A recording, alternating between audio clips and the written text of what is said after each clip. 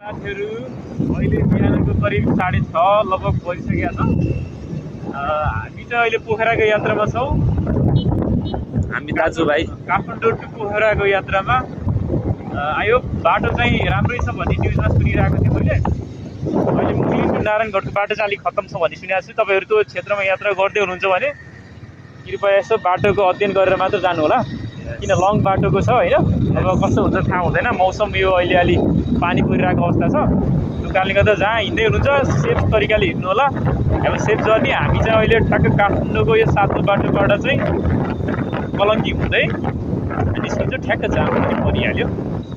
खासै यहाँनिर जाम त्यति अहिले त छैन, तर ट्राफिक लाइटले गर्दा रोकिनु पर्यो। म्युटमा अहिले एकछिन पजमा राख नि त। ल कन्टिन्यू। ल हामी ठ्याक्क अहिले सातो बाटोको जाम खोलेर अगाडि बढिरहेछौँ। मौसम चाहिँ अवस्था हेर्दा मौसम छैन।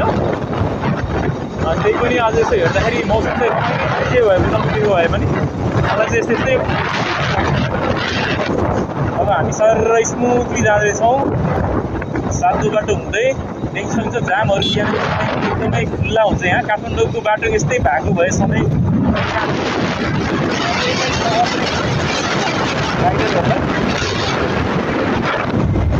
एकदमै मौसम लागेको भयो यसो